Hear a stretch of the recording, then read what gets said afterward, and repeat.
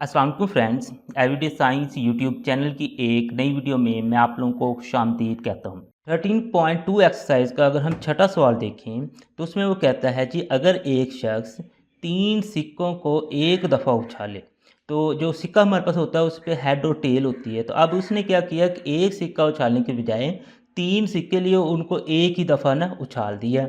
और वो कहता है कि उस पर अगर कम अज़ कम 2 हेड आए, यानी कि 3 सिक्के हैं ना, उस पे तीनों हेड भी आ सकते हैं। वो कहता है कि नहीं, आप लोगों ने ये देखना है कि कम अज़ कम 2 हेड आएँ। तो फिर वो कहता है कि आपने बताना है कि उसको 120 रुपये जो इनाम मिलने की क्या तवक्को होगी। तो चलिए हम ना कि इसको हल करते हैं। सबसे पहले ना इस तरह का जो सवाल है इसको हल करने के लिए हमें इसकी सैम्पल स्पेस मालूम करनी पड़ेगी। तो सैम्पल स्पेस बनाने के लिए ना मैं एक थोड़ा सा ना कि रफ में ये थोड़ा सा ये वाला जो है काम ना वो रफ में मैं आप लोगों को लिख देता हूँ, फिर सैम्पल स्पेस हमारे लिए इजीली बन जाएगी।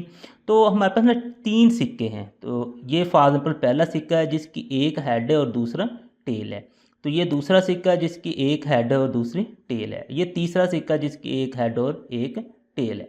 तो अब हम क्या कहते हैं, इसकी ना सैम्पल स्पेस बनाते हैं। तो ये आप लोगों ने ना रफ में लिख लेना है। तो ये समझाने के लिए मैंने आप लोगों को यहाँ पे लिख दिया। तो इसकी अब ना हम सैम्पल स्पेस अगर बनाएं तो वो हमारे पास ना इस तरीके से बनेंगे। तो सैम्पल स्पेस में अगर हम देखें तो सबसे पहले चूँकि उसने 3 सिक्के उछालने हैं तो पहले चांस ये हो सकता है कि तीनों हेड आ जाए। हम लिख सकते हैं जी हेड हेड हेड, उसके ना तीनों ही हेड आ।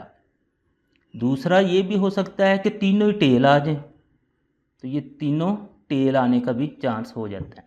अब नेक्स्ट हमने क्या करना है कि अब हम कहते हैं कि ये जो है ना ये नहीं आएगा।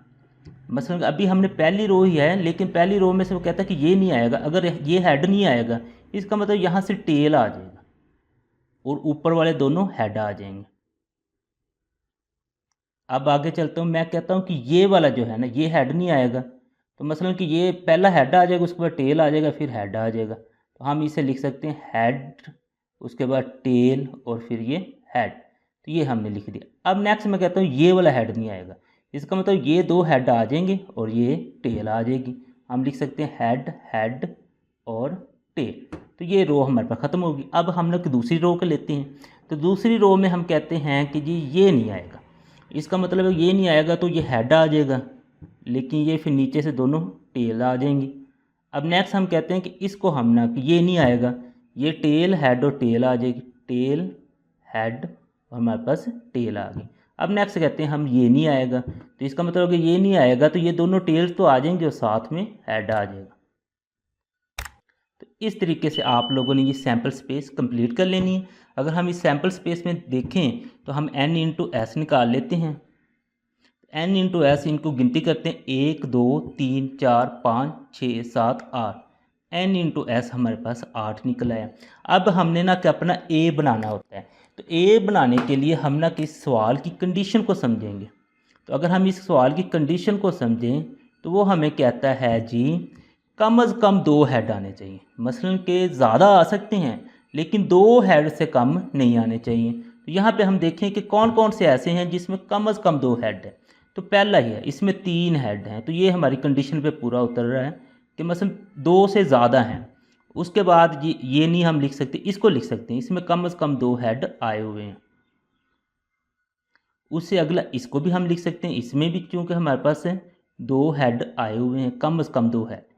इसको भी लिख सकते हैं, इसमें भी हमारे पास 2 हेड आए हुए हैं। उससे आगे देखें तो इसमें हमारे पास 2 टेल्स आई हैं, तो इसे हम नहीं लिख सकते। इसमें देखें 1 हेड है, इसमें इसे भी नहीं लिख सकते। इसमें भी 1 हेड आया, इसे भी नहीं लिख सकते। तो इस तरीके से इनको हम लिख सकते थे ये। तो ये हमारे पास ए बन गया। ए बनाने के बाद फिर हमने ना n इंटू ए बनाना है। तो n इंटू ए इनको हम काउंट करेंगे, 1 2 3 4। तो ये हमारे पास आ गया जी 4 n इंटू ए। अब नेक्स्ट फिर हमारा काम है जी इसके एहतमाल निकालना। तो एहतमाल का फार्मूला जो हमने 13.1 एक्सरसाइज में सीखा था, तो वो हमारे पास है जी p इंटू ए बराबर होता है जी n इंटू ए बटा n इंटू एस।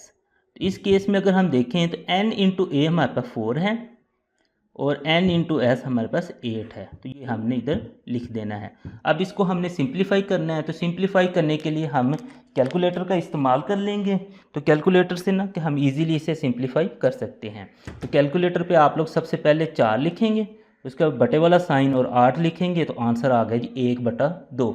यानी कि इसको सिंप्लीफाई करें, इसका जो p इंटू ए हमारे पास निकल रहा है वो है जी 1/2।